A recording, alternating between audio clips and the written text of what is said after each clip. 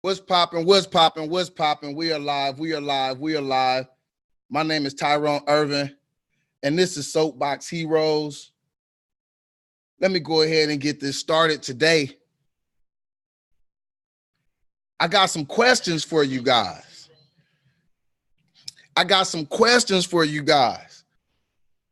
We're going to have to do it without Facebook tonight. I can't stream on Facebook tonight. I'm having some issues with my streaming software for Facebook. So YouTube, it looked like it's just me and you, boo-boo. Me and you. We're going to see what's going on over here in these YouTube streets. I got some stories today, and there's some things that I just wanted to bring up and talk about I thought would be interesting to bring to the YouTube community. And if you're joining over from Facebook, I can't go on Facebook today because my program isn't letting me stream to Facebook. So we're going to be mano y mano with YouTube. Yep. And look, if you're worried about why I got on a short sleeve shirt with a hood, mind your business. Because I want to wear it. Let me get this shared up one time. If you guys come and you watch this later, if you haven't seen us before, we are Soapbox Heroes. We do live debates, and we have one coming up tomorrow, actually, on the ADOS situation. So we're going to have some good people come on, and we're going to discuss the whole ADOS topic, pros, cons, see what you think. So, yeah, we're going to go ahead and cover that tomorrow. But, yeah, on Soapbox Heroes, we do all sorts of things. We have sound off. Sound off is when somebody got something on their chest and they got something they want to say. They come on Soapbox Heroes and we allow them to say it. This is a platform for the people. You don't have to be famous to be on Soapbox Heroes. You just have to have a message, something that you want to be heard. And I am here to help you guide that message. If you want to come and do a poem, come do a poem. And we also do a lot of interesting interviews. So that's what we got going on here. We got some other things in the process, in the mix.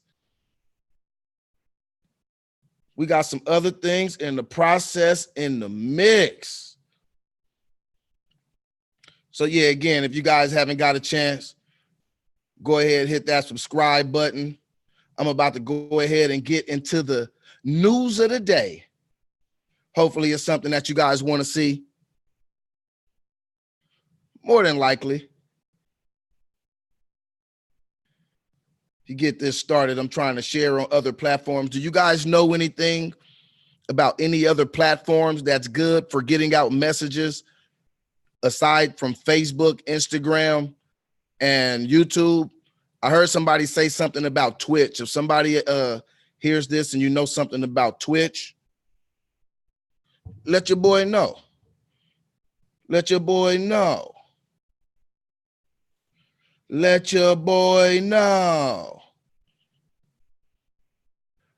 All right, y'all, we about to get on into it. We're going to go over the stories of the day.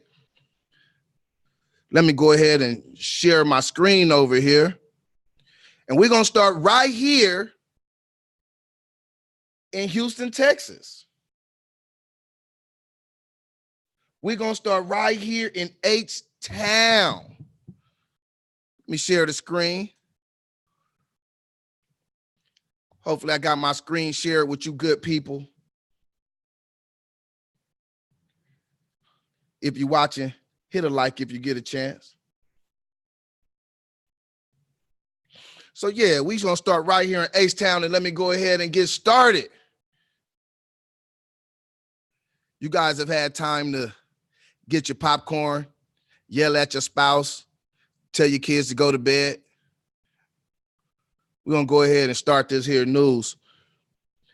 Madison High School in Houston, Texas. And what I'm going to do is I'm going to play something for you. I'm going to play a little bit of embedded reporting, and we're going to give a little analysis on it, see what you think. Oh, yeah, don't mind my hood, because the boys in the hood are always hard. All right, let's see. Went viral. A mother who says that she was turned away from an HISD school when she tried to enroll her daughter because of how she, the mother, was dressed. Now new tonight, that school has issued an official dress code for parents. It's a story you saw first on 2 about 2 weeks ago. Oh, wait. I done shared the wrong screen.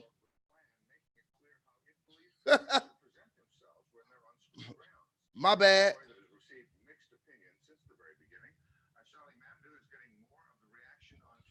My bad, you guys. Let me go ahead and start this over. I'm going to run this back. And again, this happened right here in Houston, Texas. She, the mother, was dressed. Now new tonight, that school has issued an official dress code for parents. It's a story you saw first on 2 about 2 weeks ago. Now, since we talked with that frustrated mother, Madison High School has gone forward with a plan making it clear how it believes parents should present themselves when they're on school grounds. It's a story that has received mixed opinions since the very beginning. Our Sally Mamdouh is getting more of the reaction on campus. Sally? And Bill parents are outraged by this, calling this dress code ridiculous. Starting this month at James Madison High School, students won't be the only ones following a dress code. The same will go for their parents. So they did say something about what you're wearing. Yeah, they handed me this piece of paper talking about we're supposed to give this to all the parents. This James Madison High School parent is referring to this letter issued by the school's principal, Caroletta Outlay Brown, addressing guests and parents on a dress code they must follow. In the letter, the principal says, quote, "Parents, we do value you as a partner in your child's education. You are your child's first teacher. However, please know we have to have standards. Most of all, we must have high standards."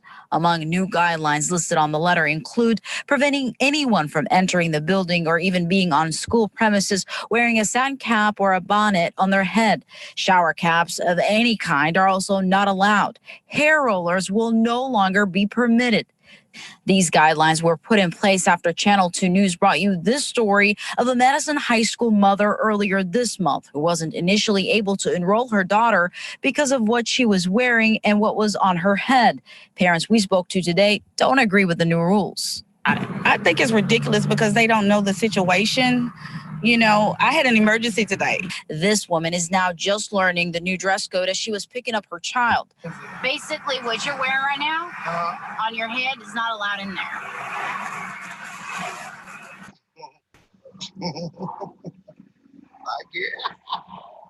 I guess that's because I have this on my head. You're saying I can't go in there. Yes, that's the new dress code. I don't know who this new principal is, but she is out of control. And she says she doesn't see the relevance behind the dress code. I'm going to school, I'm going to go presentable. But if I have this on my head, I don't see how that's a bad example for a child. And we've reached out to HISD and they don't have a comment. In the meantime, the parent-teacher-student organization plans to hold a meeting inviting parents to discuss this new dress code. We're live in Southwest Houston. Sally Mamdouh, KPRC, Channel 2 News.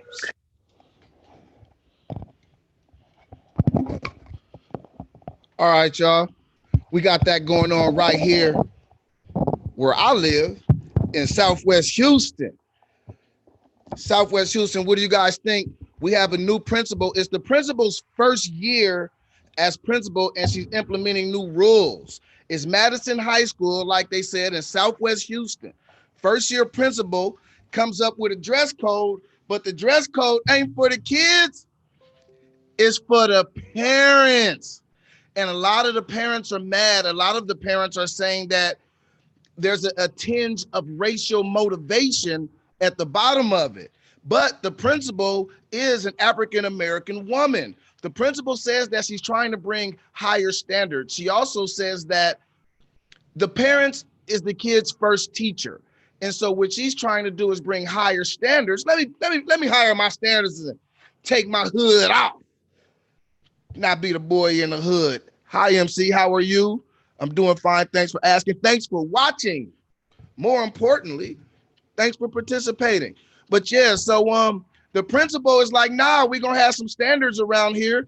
And some of the things you can't wear, let me reiterate, there's no hair rollers, no bonnets, no pajamas, certain type of shorts, certain type of leggings, no jeans with holes out of the buttocks.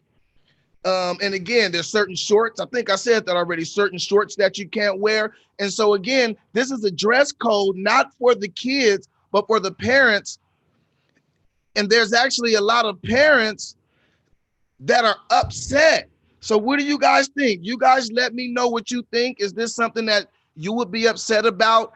Is it something that would bother you? Is it something that you think is good?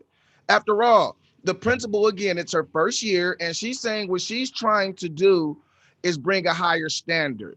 And I guess by saying bring a higher standard, it's she wants you to be presentable so your kids will learn to be presentable. And so, MC, I think it's a good idea. You know what? I think it's a good idea as well. And I think the people that are complaining, they just don't want to make change. I heard somebody say, well, we live in Houston and sometimes there's moisture outside and I'm in a rush. Well, that requires planning. If you plan to go get your child and you know you're going to have to go outside, do something with your hair. It's about being responsible. To me, it's about setting a good example. And it's not necessarily, to me, a race thing, because in Houston, you see people of all races wearing bonnets. But if you have on a bonnet at 3:30 in the afternoon, maybe that is something that you need to rectify and check yourself. Again, this isn't passing judgment on anybody, but it is something that I agree with. I think I had a teacher back in the day say proper prior planning prevents perpetual panic and poor performance. That's a bunch of P's. And so, yeah, I think if you are planning properly, then this isn't something that you're worried about. And yeah, to say that sometimes you're stuck having to wear a bonnet or having to wear rollers because you're in a rush, that's just being irresponsible. And trust me, your kids, if you got on the bonnet, they'd rather you go with a hood. The boys in the hood are always hard. Come talking your trash, we'll pull your car. So yeah, I think it's a good idea. I actually think it's a great idea. And it also teaches responsibility. It's not always the kids that need to learn responsibility. Sometimes it's they peeps. Sometimes us as grown-ups, we have to go ahead and accept responsibility and accept positive change. So if this is something that you think is negative, let me know. I'm not saying you're wrong, but I'm saying I think it's a positive thing. And again, MC says, I think it's a good idea. And so like I said, here, let me share it on Facebook. We missing half the people. I normally do it on Facebook and YouTube at the same time. But today's I can't.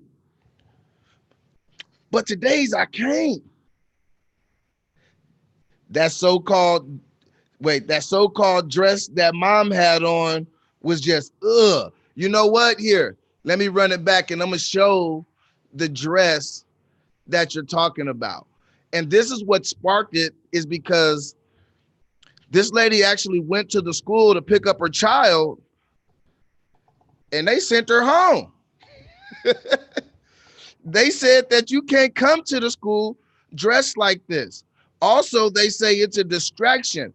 And some of the things that I was reading on the list, like certain kind of tights, jeans with the buttocks removed. I remember when I was in high school, I would definitely be distracted if somebody mama came with some holes in her jeans and I could see a little piece of the cheeks. Especially at that age, you know, you got hormones running through you the whole nine. So I could definitely see how it would be a distraction. And MC, there you go. That's a picture again of the mother who kind of started it off. Like I said, she went to go pick up her child from school and they sent her home. One thing that I've heard an advocate come out for the parents and say that head wraps should never be something that you should be discriminated upon. But if we go a little bit further, just a little bit. Now, come on. Y'all can't tell me that she couldn't have did something about that. You can't tell me she couldn't have did something about that. She got on the bonnet.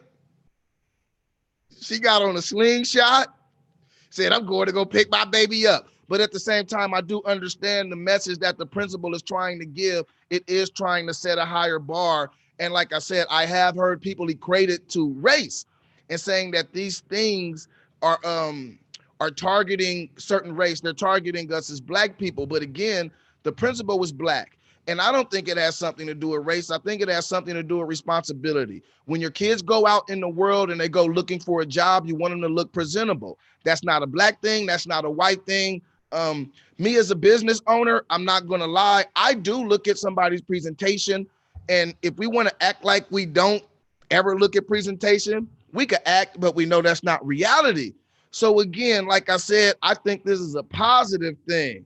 You guys let me know what you think. Let me know what you think. And as a child, don't lie. Do you think the kids in these situations will be happier if their mom don't wear bonnets to come pick them up? Bullying is rampant nowadays. You want your kid to be bullied because you want to come to school looking like blue bonnet? See, that was two ladies. She got on the bonnet too. And like I said, I do understand the plight of an African-American woman's hair. I get it. Trust me.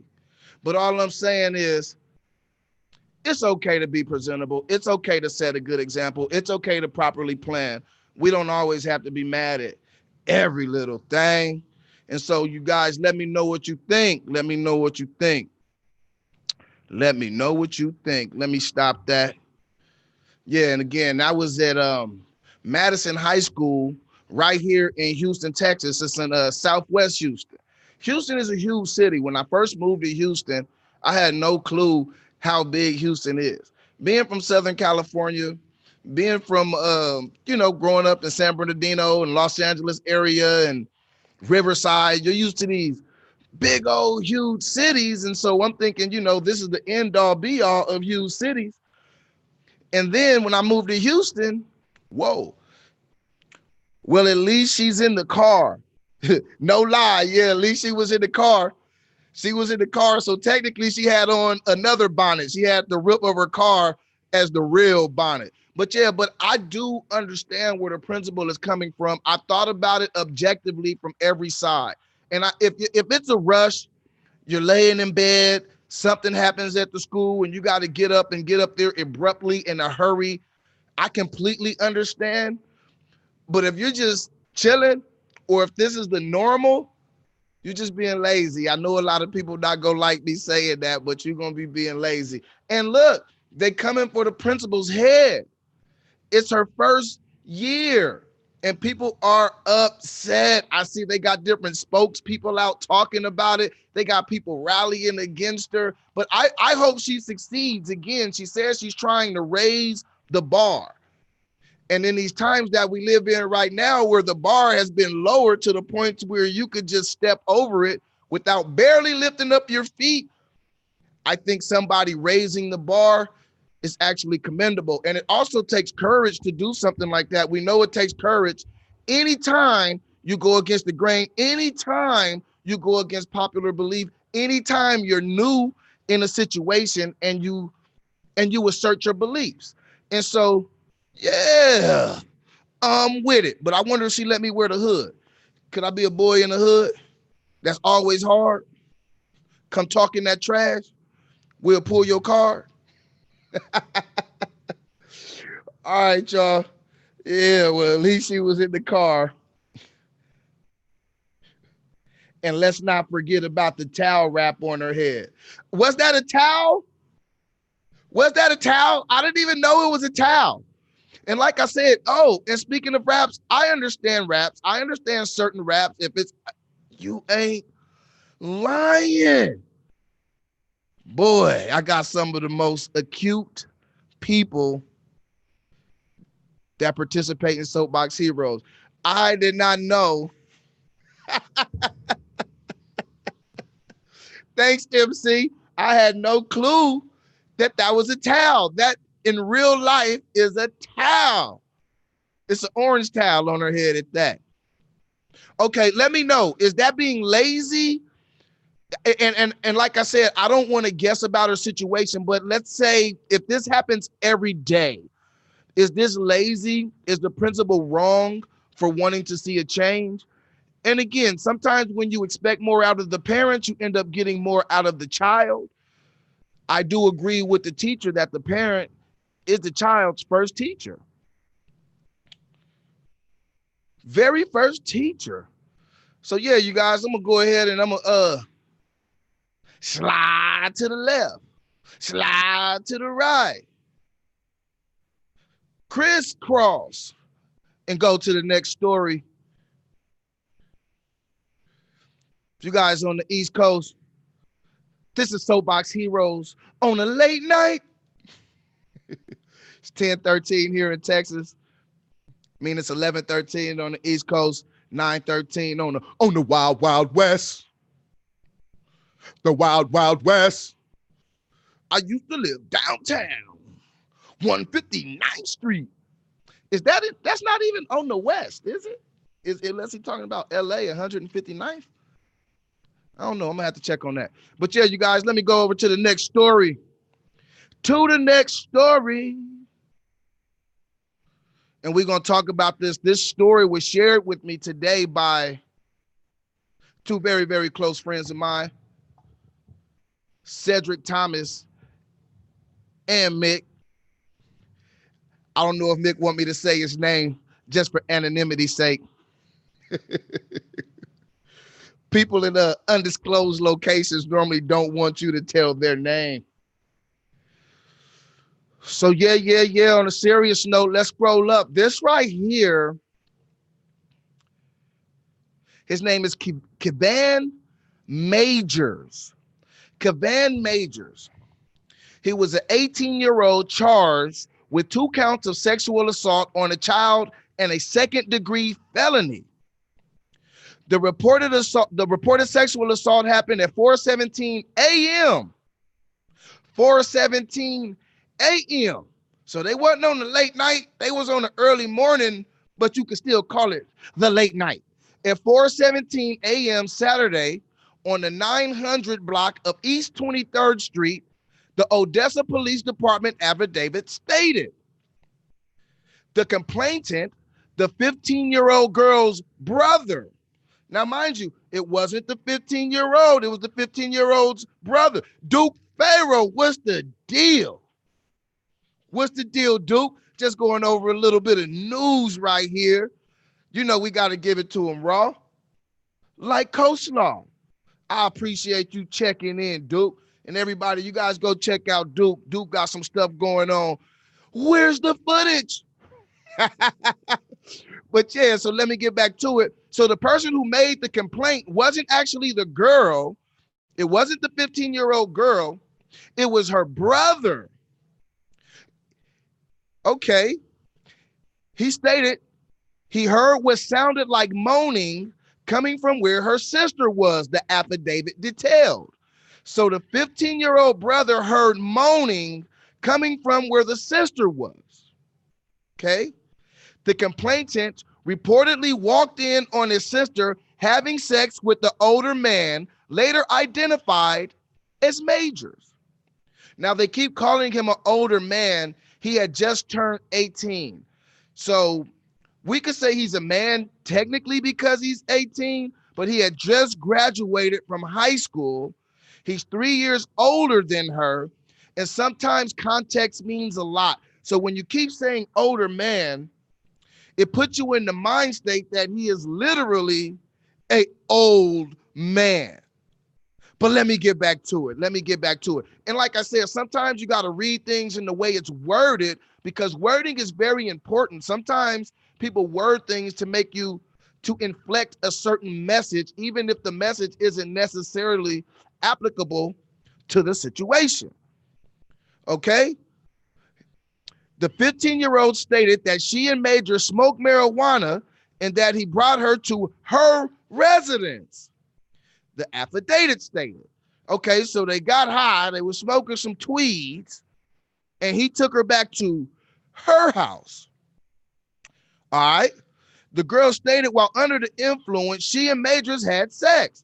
So while she was under the influence of the tweeds, they had sex.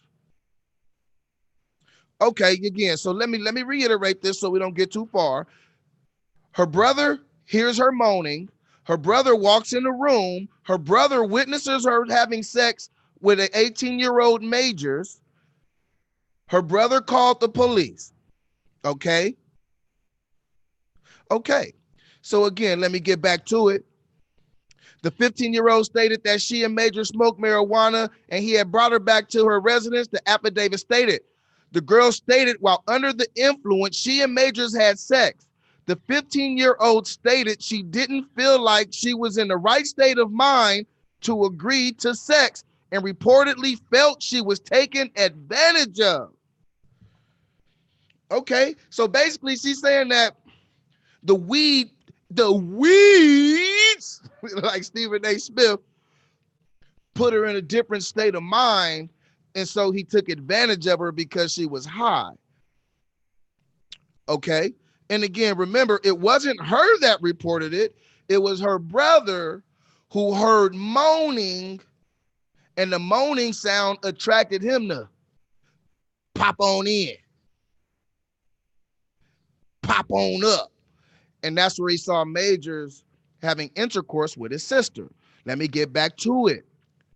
Majors reportedly admitted to officers that he had sex with the girl and claimed the sex was consensual. So he's saying that she was with it. Majors also admitted to smoking marijuana with the 15-year-old prior to the sexual activity. So he's not saying that they didn't smoke. He's saying that it was consensual. In addition to the sexual intercourse, Majors also intentionally and knowingly received oral sex, the affidavit stated. So it's not stating that he forced her to do it, but it says he knowingly received oral sex. I guess the knowingly received part is to let us know that he was in his right mind or that he was knowingly receiving oral sex from somebody under 18. But the knowingly is the key word in that sentence to me. Let me go on. Majors played his final season with the Broncos in the fall of 2018, where he was an honorable mention all-district nomination on the offensive line. Majors has two bonds totaling $50,000, and he was still in custody as of Monday afternoon, jail records show. Okay, and so again, he was in jail as of Monday. He has a $50,000 bail. $50,000 bail. What do you guys think about that? But wait, hold on. Hold up. Wait. We got a remix too. We got a remix too. It was something else that happened. Let me get to it. Let me get to it. Let me scroll down. They have the same picture, different title, different headlines. Victim's video. Sex was consensual. All right, that sounds a little bit different than what I just read. MC, here we go with that BS. People 17 need to watch what they do, especially males. Agreed. Agreed, MC. No doubt about it, I agree. And again, if you guys watch this, if you're catching it for the first time, hit subscribe, hit like, turn on the notification bell so you can be notified when I'm here notifying you on these notifiable things. I should have been a rapper. Should have been a rapper. All right. The 15-year-old girl said that in the video, she had chosen. Oh, okay. So let me retract that. More questions have been raised about the sexual assault case involving a former Odessa high school player after the reported victim talked about the incident in an Instagram video. So the victim ended up going on and making an Instagram video. And in this video, she said some things that were contrary to the original story. Now, remember, from the beginning, it wasn't her who called the police. It wasn't her who reported it. It was her brother. And we know how brothers could be, you know what I'm saying? Especially if her brother walk in, he see this guy who is just an offensive lineman. He can't handle him when it comes to the fisticuffs. So, yay. It sounds like he may have called the police. Like I said, that's just a little bit of conjecture on my end. I'm not saying that's what happened, but let me go into it. The 15-year-old girl said in the video that she had chosen to consensually have sex with the suspect, 18-year-old Kayvan Majors. Now you see how they calling him an 18-year-old, but they're not calling him an older man anymore. You see here, hold on. Let me switch back over here real quick. Let me see if I can find it real quick on the scroll up. Let me scroll up. Like I said, wording means a lot. And look, and also they called her, they said 2 counts of sexual assault on a child. So he was an older man and she was a child when the case first came up, when it was first reported. When the brother called the police, like I said, words are important. Never underestimate the power of words and the way words set things up in your mind.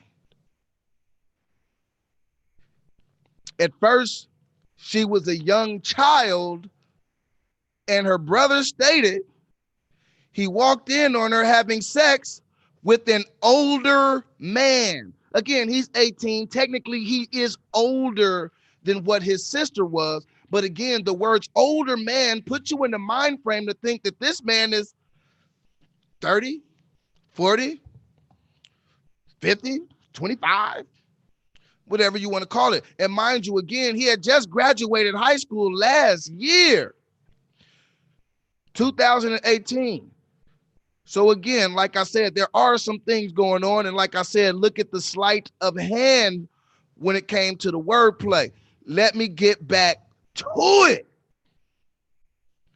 The 15-year-old girl said that the video she had chosen to consensually have sex with the suspect, 18-year-old Kayvan Majors, who was charged with 2 counts of sexual assault on a child. Well, they called her a child again. And second-degree felony charges Saturday. Police previously reported that the girls told officers she didn't feel like she was in the right state of mind to agree to sex and felt he had taken advantage of her. Okay, and that's when the story first came out. And sometimes people make these stories up because they don't want to disappoint the people who they are with. I don't think that she wanted to know. I don't think she wanted her family to know that, you know, Mama, I'm having sex. All right. That's something that could be hard to, it'll be hard to just put out there, especially at 15. And like I said, I also wonder, where were the parents at 4 something in the morning? Okay, but let me go on. He didn't rape me, but it's considered rape in the law because of his age, the girl said in the video. So statutory rape. But see, that's a lot different than, you know, him taking advantage of her unknowingly, and she's just a damsel in distress, and he just climbed on top of her and just made his way. Far different story. She and her brother were in the video and took questions from those watching the live video. Wait a minute. So they went live to talk about it? 2019, baby. They said Majors had come over to celebrate 420 Day with them. But her brother later told Majors she was 15 and that he needed to leave, and that he called the police after he didn't leave. Yeah, it sounded like the brother had beef.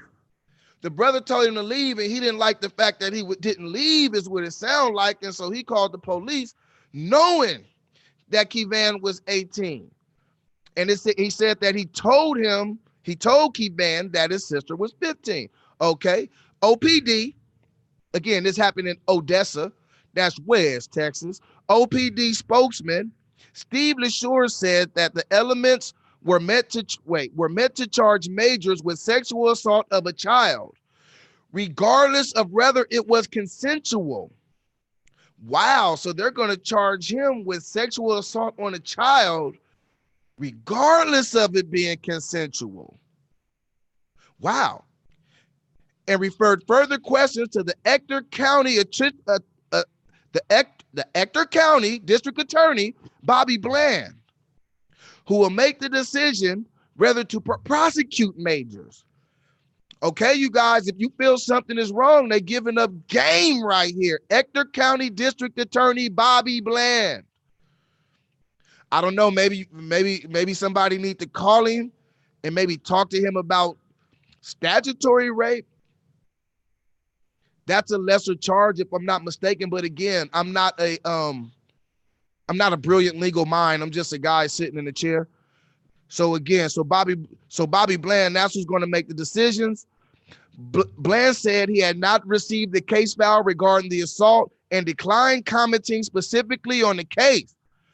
But he said generally, sex between two people within 3 years of age, where one is a minor, would be considered consensual if there's no outside force taking away consent. So the DA says as long as they're 3 years apart, long as there isn't anything taking away the consent, then they normally won't charge. Okay? Because the ages of Majors and the victim in this case are so close, 15 and 18, it would literally depend on their birthdays, Bland said. Wow. On their birthdays? For example, if Majors was literally 3 years and a day older than the victim, he could be charged with sexual assault of a child or indecency with the minor, depending on the act. The incident reportedly happened at 4:17 a.m. Saturday, 900 block of East 23rd Street. That's what the police reported. Okay. Okay, again, so it's all going to rely on his actual birthday. So if he is literally 3 years older than her plus a day, then they could go ahead and charge her. They wrong? They taking the charges too far? All right. Yeah, and the rest I read. So yeah, MC, you think they taking it too far? I think they're overcharging him. I personally think they're overcharging him. If anything, statutory rape, and that's very dicey because, like I said, they have that 3-year rule. The boy just left high school, and in fact, I was looking up some things, and they were saying how he was a good athlete. And I'm not saying that excuses anything in any situation, but I hadn't found anything negative about the boy. This was the first negative thing that I found about him. And they invited him over. He went over to celebrate 420. Now, for those who don't know, 420, April 20th, is the day where everybody be smoking the ganja, man. Smoking the ganja. They can give him sexual contact or the second one. Yeah, that's understandable. Sexual contact, that's understandable. But what do you think about the fact that she came out, changed her whole story, and did it on an Instagram live video?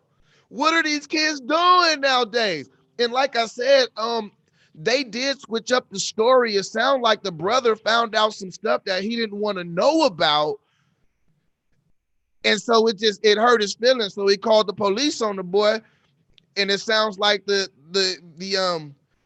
see, should I call her a victim? Because I keep reading the word victim, but she out of her own mouth says, here, let me go back to this just so you guys can see what I'm seeing. So you can see what I see. Make sure you guys see what I see.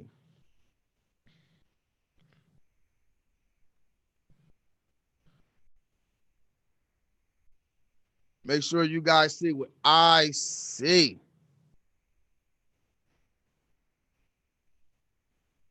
Let me make this a little bit bigger. I'm going to make it real big for you one time. I'm going to make it real big.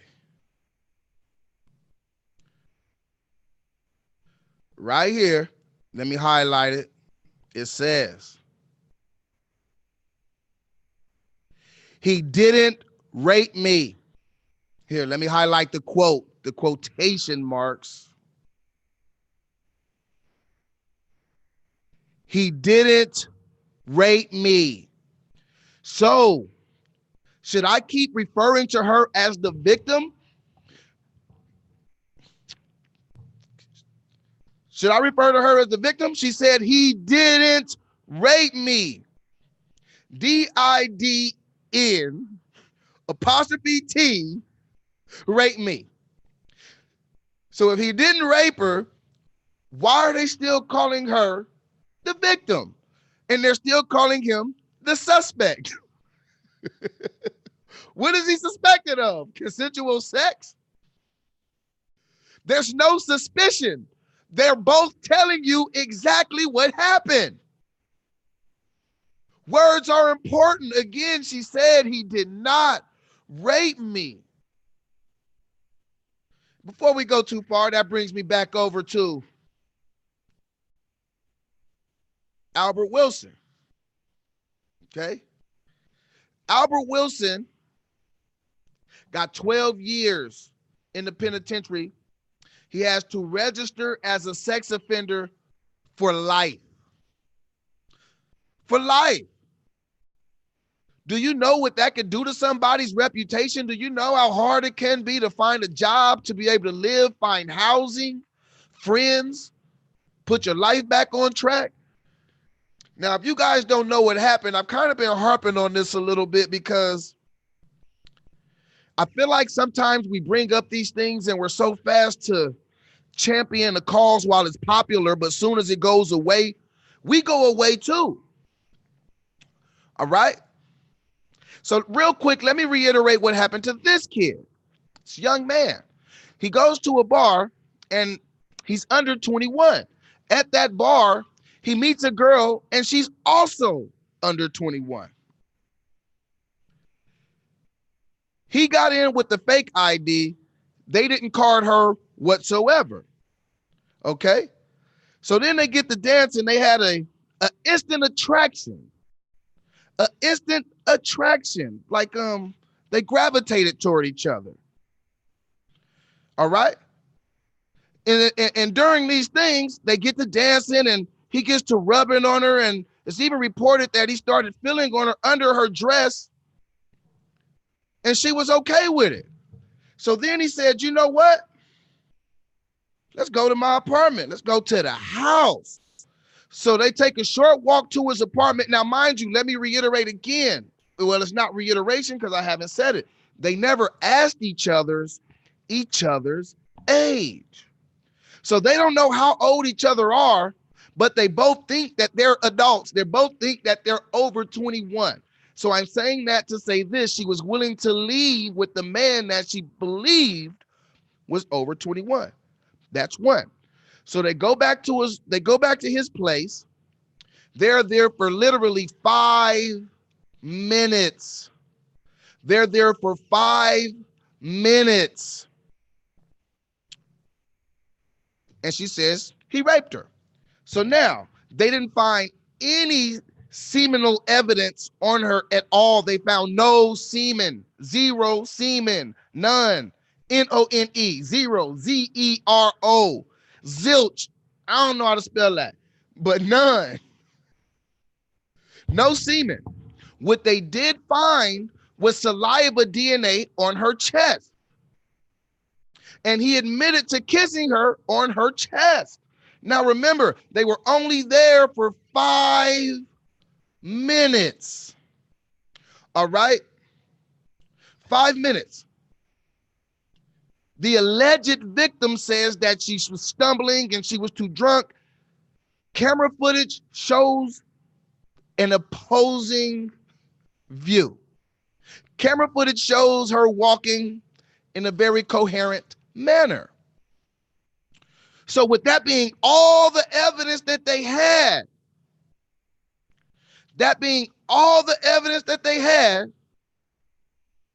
they went ahead and prosecuted him anyway. Let's see. The DA's name is Charles Branson, and the prosecutor's name is Amy McGowan. Here, matter of fact, let me show you guys real quick. Let me show you guys just real quick. And I'm reiterating on this for the simple fact that I feel these people need to be made uncomfortable. They are far too comfortable doing the things that they do. If I do something and it's egregious, I guarantee you somebody will find a way to embarrass me. They're going to do something to make me think about doing it again. And I feel like these district attorneys, they just get away with so much. They get away with so much. These people are responsible for people's lives, and we don't pay them any attention. When something goes wrong, we get mad at the conclusion, but rarely do we focus on the people who are allowing these conclusions. All right? So again, this is Charles Branson. He's the district attorney in Douglas County. If you want, I would oblige you to call him and say, hey, what's up, man? 785-841-0211. 785-841-0211. I'm one of those people that believe in, if I'm going to always tell you a problem, I might as well give you a solution to the problem. So when this guy goes to the grocery store, he needs to be ostracized. When he goes out to public gatherings and events, he needs to be ostracized. People need to understand that this is the man who sent a boy to prison for 12 years with no evidence. Oh yeah, with no evidence. And he is going to go home and go to sleep and have a reputation as an upstanding member of his community. How is that possible? How is that possible? How can he go home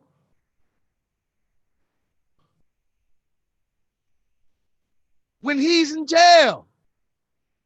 Could you imagine the shame he has to feel?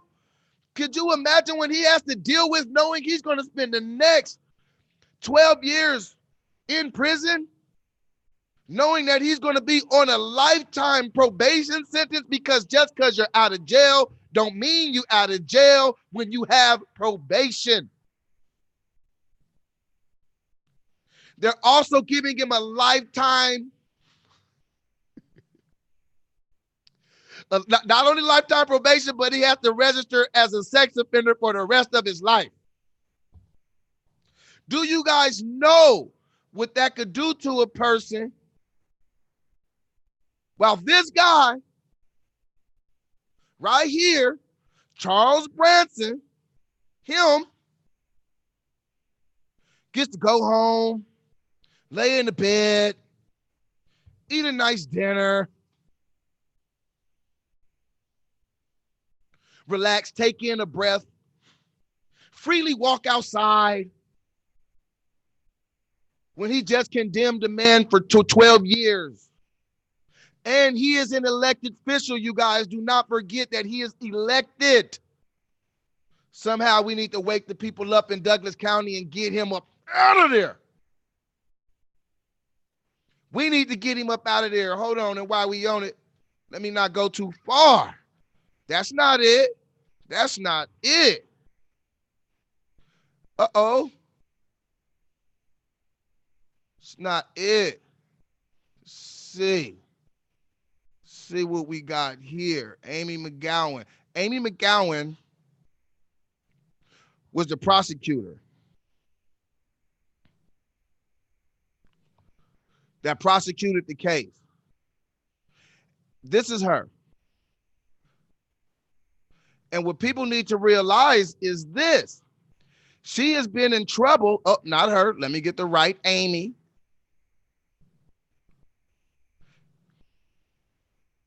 She has been in trouble for ethics violations in similar trials.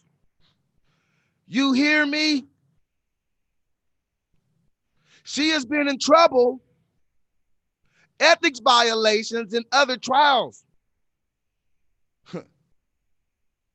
Some of the results had to be overturned. So why are we not paying attention to this? Come on now, somebody holler at one of these high-profile celebrities. Somebody holler at one of these people who can move mountains based on who they are. We need this mountain to be moved. This isn't something that we should just talk about in passing or only talk about while we're excited about it. That makes me wonder, how much do we really care if we only talk about things while they're popular? I think we need to do something about this, you guys. Again, let me show you his face. Charles Branson. Let me give you his phone number. If you know anybody in Douglas County, I think that's Kansas. His phone number is 785-841-0211. You hear me? You hear me? This is what we could do, you guys. Sometimes we feel powerless to things, but sometimes we overlook our power. We don't have to always overlook our power. And remember, district attorneys are also the ones who decide whether or whether not to charge a police officer after they viciously murder. They have so much power. They are also the ones who recommends a sentence. And so when you see a police officer kill somebody and they get probation, or they go to jail, they get 3 years in jail and only have to do a year.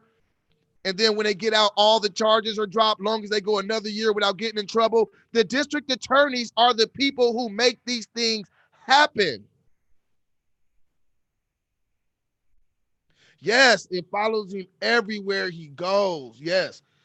I have a friend that has the lifetime sex offender thing, and he was innocent as well. Got a 10-year sentence, served 7, and did the last 3 on parole. It's terrible. He can't find work, etc., and it follows him everywhere. That's my point, MC. It follows him everywhere. Think about it. So we're imposing things like that on people. Well, we're not doing it, but district attorneys like this guy are imposing sentences like that on people, putting jackets on them that they can't take off their whole life. But yet he's smiling. Look, he got an award not too long ago for victims of sexual abuse. And the prosecutor, like I said, she's been charged, not charged. It has been reported that she has had some misconduct in some of her proceedings, obtaining to the same type of charges.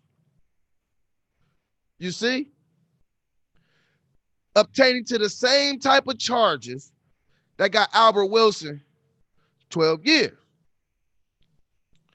So like I said, hey, if we could free Meek, if Robert Kraft, Jay-Z could free Meek, I need somebody to make me think that that wasn't a good business move for popularity. Y'all prove it to me. I know I'm just a A guy sitting in a chair. I'm just a guy sitting in a chair. But I don't think it's wrong for me to want more, to want better. I don't think it's wrong for me to call on these people to help this brother, because when they were getting likes and shares and notoriety off of venting their frustration about what was happening, they stopped. They stopped. So I'm going to need them to put them same resources, put that same energy as they did to Free Meek. Robert Kraft, if you want to make inroads with black people, you did good by going to get out a rapper, but go get out this young man, somebody. I need somebody to challenge somebody. I need some type of help. I've called that DA. I've left message after message after message after message. But I want to embarrass him. I want to embarrass him. Sometimes I think, again, we underestimate the powers we have. We think that some of these people have so much overarching power that there's nothing that we could do. There's always something we could do. Don't ever let nobody fool you into thinking there's nothing you could do. There's always something we could do. So like I said, you guys, let's share this. Let's do something to get this boy out. Like real talk, real talk. You know they won't. Yeah, you know, but I'm a hope for the best, MC. I'm a really hope for the best. I'm a hope for the best. And prepare for the worst. But I'm not going to stop. I'm going to stay on top of it. I guarantee you I'm going to stay on top of it. Look at this. Like, that has to crush you. That's a crushing feeling. You dig? You dig? Again, and look, I don't try to always equate everything to race, but I'm going to say this real quick. He had an all-white jury. Nobody on his jury looked like him. How is that possibly a jury of your peers? There is nobody. Okay, tribalism is real. There is nobody from his tribe. How is that a jury of his peers? To me, that looks like a jury of her peers and a jury of his peers. I'm talking about the DA and the prosecutor. So again, y'all, let's do something about it. I knew I took this just a little bit to the left, but when I seen what was going on with the young man in Odessa, it brought me back to this, and I haven't got real far from this. Like I said, I did a video on it the other day, and I'm going to stay on top of it. And again, I would urge you guys, when you hear about these things and you hear about these problems, instead of just being mad at the problem, let's figure out who is letting the problem persist. All right? Be very leery of people who only tell you problems, but never tell you an attack plan to fix the problem. Because these people want to keep you mired in problems because you can't see the forest from the trees, and they like it that way. I'm talking about some people that look like me too. I'm talking about some people that sit behind microphones and give messages to people. If they're smart enough to always figure out the problem, then some of these people are smart enough to figure out solutions. So my solution, not saying that I'm any smarter than anybody else, but my solution is let's take actions when things go wrong. Let's look and see who the district attorney is, and let's apply the pressure. Let's apply the pressure. You feel me? Let's apply the pressure. Prosecutor too. She could get it too. And some of the things that she said about this young man was atrocious. Mind you, this was a young man who had never been in trouble, and she painted him as a vicious monster.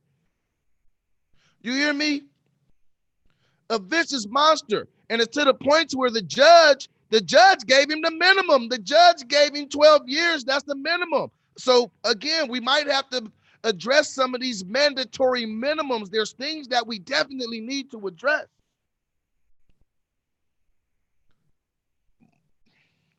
But long as these people are sitting at home, being considered upstanding citizens in their community, we need to let people know, nah, they are not upstanding. They will lock somebody away for nothing. I mean, to me, that's just as bad as murder. So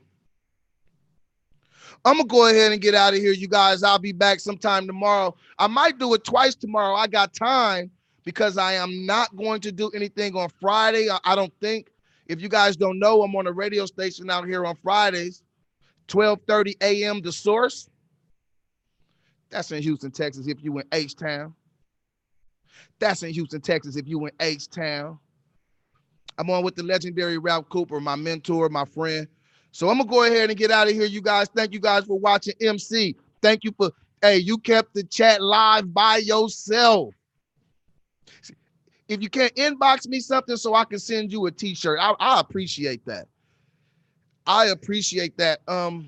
Yeah, leave me a message somehow on YouTube. Definitely, much love. I really appreciate you watching. I really do. It's very hard. I've moved over to this to the streets of YouTube, and getting people to pay attention is tough. I was almost going to start my videos with either a street fight or a woman twerking, and I hate to sound stereotypical, but that's what people watch. I do a lot of content, and people don't understand. When you do a lot of content, you start to learn what people pay attention to. But I'm going to do it with some integrity. I'm going to get out of here. You guys have a wonderful day again. Okay, MC, please do that. Message me on Facebook. Crystal, right. Thank you for watching, Crystal. Criddle Widow. We're going to get out of here, you guys. Remember, keep your foot on them DA's necks. Don't let them get away with nothing. Nothing. We got to embarrass them like they do us. Embarrassment is a hell of a tool.